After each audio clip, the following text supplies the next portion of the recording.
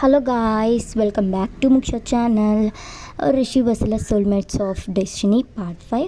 కొత్తగా మన ఛానల్ చూస్తున్నట్టయితే please share and subscribe to Muksha channel. అలాగే మన సిరీస్ ఎలా ఉన్నాయో కామెంట్ చేయడం మాత్రం మర్చిపోవద్దు.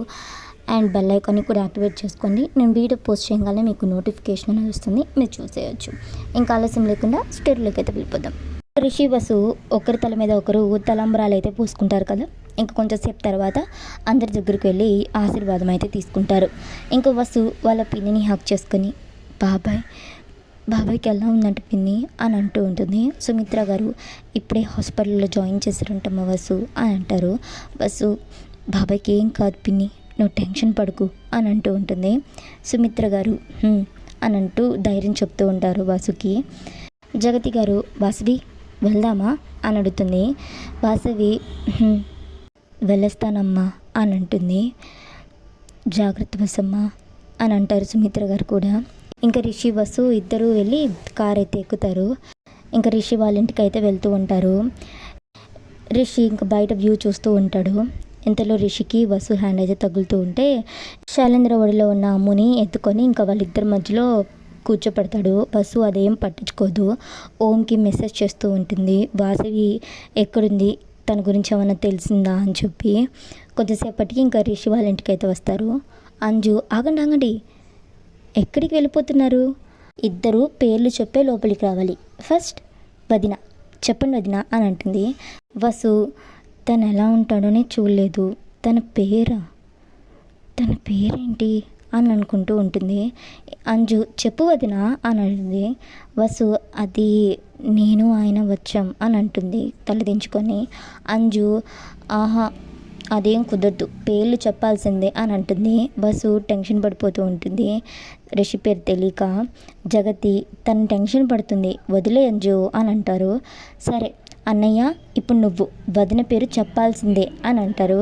రిషి ఈ అమ్మాయి పేరేంటి అనుకుంటూ పక్కనే గౌతమ్ ఉంటే రే అని చెప్పి పిలుస్తూ ఉంటాడు. గౌతమ్ పక్కనే ఇంకో అమ్మాయి ఉంటే తనతో ఫ్లర్ట్ చేస్తూ ఉంటాడు. గౌతమ్ ఏంట్రా ఇంపార్టెంట్ వర్క్లో ఉంటే అని అంటాడు. రిషి సరే తన పేరేంట్రా, పేరు తెలియకుండానే పెళ్లి చేసుకున్నావరా అని అంటాడు. అవసరమైనవి గుర్తుపెట్టుకోడు ఈ రిషేంద్ర భూషణ్ అని అంటాడు. గౌతమ్ అబ్బో సరే తన పేరు వాసవి అని అంటాడు. రిషి నేను వాసవి వచ్చాం అని అంటాడు. ఇంకిద్దరు లోపలికి వెళ్ళిపోతుంటే జగతి ఆగండి అని చెప్పి లోపలికి వెళ్ళి ఇద్దరికి దిష్టి తీసుకుని వచ్చి దిష్టి తీసి లోపలికి రమ్మంటారు. చాముండేశ్వరి గారు వసునే చూస్తూ ఉంటారు. వసు టెన్షన్ పడిపోతూ ఉంటుంది. ఏంటి దొరికిపోయానా అన్నట్టు. అవును వాసవి, నేను పెళ్ళికి కట్టుకోమని ఇచ్చిన చీర ఇది కాదు కదమ్మా అని అంటారు. వసు టెన్షన్గా ఇది మా అమ్మ చీరండి, అందుకే ఇదే కట్టుకున్నాను అని అంటుంది. చాముండేశ్వరి గారు ఓ అవునా, ఈ చీరలో కూడా చాలా అందంగా ఉన్నావు అని అంటారు. బస్సు ఒక చిన్న స్మైల్ అయితే ఇస్తుంది. సరే వెళ్ళి దేవుడి గదిలో దీపం వెలిగించు అని అంటారు. బస్సు సరే అని చెప్పి ఇంకా వెళ్ళి దీపం అయితే వెలిగిస్తుంది. ఇంకా అందరూ దండం పెట్టుకొని హాల్లోకి అయితే వస్తారు. జగతి గారు వాసవి వెళ్ళి అందరికీ పాయసం చేసి తీసుకొని రమ్మా అని అంటారు. ఇంతలో రిషికి కాల్ వస్తుంది. అక్కడే నించొని మాట్లాడుతూ ఉంటాడు. బస్సు సరే అండి అని లోపలికైతే వెళ్ళబోతుంది. రిషి ఫోన్లో మాట్లాడుతూ ఇంకా తన షోల్డర్ మీద ఉన్న కండవాని గట్టిగా లాగుతాడు. బస్సు వెళ్ళి రిషి మీద పడుతుంది. ఇద్దరు ఫస్ట్ టైం చూసుకుంటారు ఒకరినొకరు, అలాగే ఉండిపోతారు. ఇంకా అందరూ వాళ్ళిద్దరిని చూసి నవ్వుకుంటూ ఉంటారు. వసు రిషికి దూరంగా జరిగి టెన్షన్ పడుతూ ఉంటుంది. రిషికి కోపం వచ్చేస్తుంది. ఈ రిషేంద్ర భూషణ్ ఫస్ట్ టైం ఒక అమ్మాయిని పట్టుకున్నాడు అని చెప్పి. జగతి రిషి షోల్డర్ మీద ఉన్న తండువాన్ని తీసి వసుకి ఇచ్చి వెళ్ళమ్మా అని అంటారు నవ్వుతూ. బస్సు అని చెప్పి ఫాస్ట్గా కిచెన్లోకి అయితే వెళ్ళిపోతుంది. గౌతమ్ రిషి దగ్గరికి వచ్చి అని అంటూ ఉంటాడు బస్సుని చూపిస్తూ. రిషి అస్సలే ఇరిటేషన్గా ఉంది, కోపం తెప్పికు అని అంటాడు బేస్ వాయిస్తో. గౌతమ్ అని చెప్పి నోటి మీద వేలైతే వేసుకొని వెనక్కి అయితే వెళ్ళిపోతాడు. వసు పాయసం చేసుకొని ఇంకా అందరికైతే తెచ్చిస్తూ ఉంటుంది. అందరూ ఒక స్పూన్ నోట్లో పెట్టుకొని ఇంకా అలాగే ఫ్రీజ్ అయిపోతారు. వసు ఏంటి ఏ ఎక్స్ప్రెషన్ ఇవ్వట్లేదు, అంత చండాలంగా చేశానా అని అనుకుంటూ ఉంటుంది. చాముండేశ్వరి గారు నవ్వుతూ చాలా బాగుందమ్మా, అవును నీకేది అని అంటారు. అది బామ్మగారు నేను వెళ్ళి తెచ్చుకుంటానండి అని అంటూ కిచెన్లోకి వెళ్ళబోతూ ఉంటే, వాసవి ఆగమ్మా, ఇటొచ్చి నా మనమడి పక్కన కూర్చో అని అంటారు. రిషి షాక్ అయిపోతాడు, తనేంటి నా పక్కన వచ్చి కూర్చునేది అన్నట్టు ఒక ఎక్స్ప్రెషన్ అయితే ఇస్తారు. వసు టెన్షన్గా ఫీల్ అవుతుంది. చాముండేశ్వరి గారు రామ్మా అని అంటారు. వసు అని చెప్పి వెళ్ళి రిషి పక్కనైతే కూర్చుంటుంది. చాముండేశ్వరి గారు నాన్న రిషి, అమ్మాయి నువ్వు ఒకరికొకరు తినిపించుకుని నాన్న అని అంటారు. రిషి వసు ఇద్దరు షాక్ అయిపోతారు. వసు వద్దు బామ్మగారు నేను వెళ్ళి తెచ్చుకుంటానండి అని చెప్పి లగబోతూ ఉంటే చాముండేశ్వరి గారు అమ్మాయి కూర్చో, నువ్వు పెట్టు నాన్న అని అంటారు.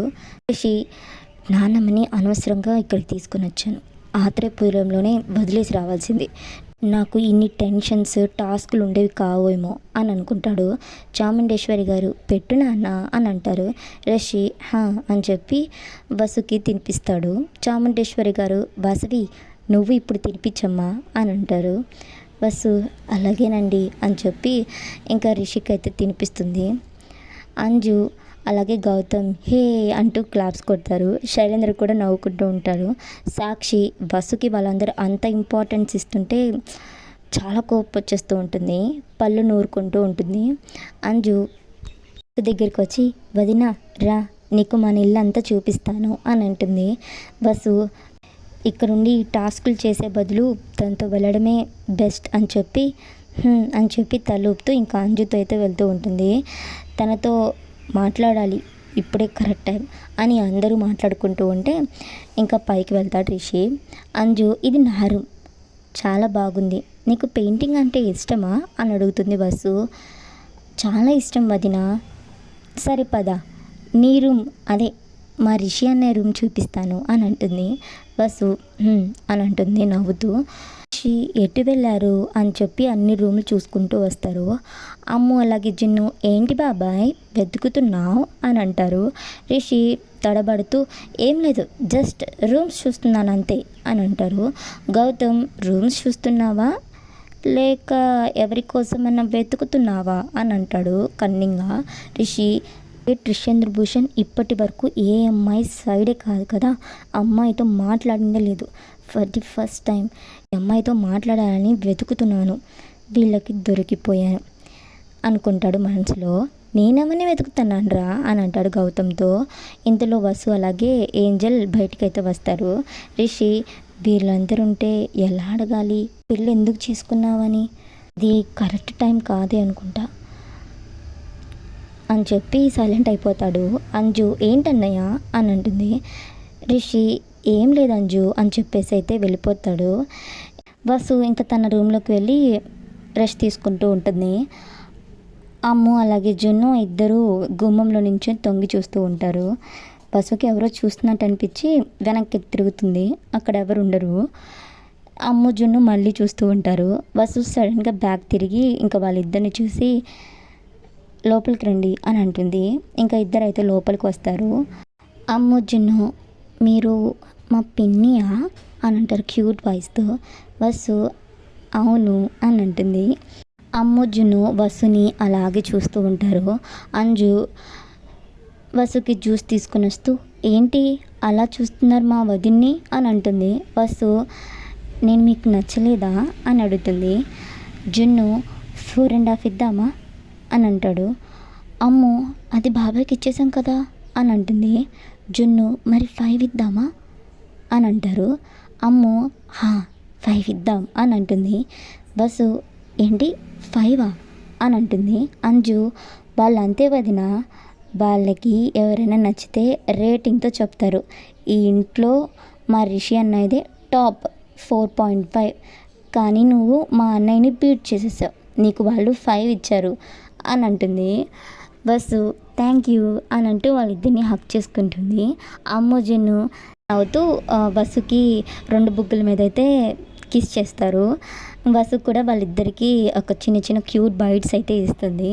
ఈవినింగ్ అవుతుంది, అందరూ కార్యానికి రెడీ చేస్తూ ఉంటారు. జగతి అలాగే సాక్షి అంజు వసుని రెడీ చేస్తూ ఉంటారు. వసు ఏమో ఇప్పుడు ఏం చేయాలి నేను, ఇది జరగకుండా ఎలా ఆపాలి అంటూ టెన్షన్ పడిపోతూ ఉంటుంది.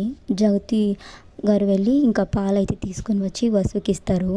రిషి రూమ్లో వెయిట్ చేస్తూ ఉంటాడు. వసు రూమ్లోకి వచ్చి డోర్ వేసి రిషి దగ్గరికి వెళ్ళి ఏమండి పాలు అని చెప్పి అంటుంది.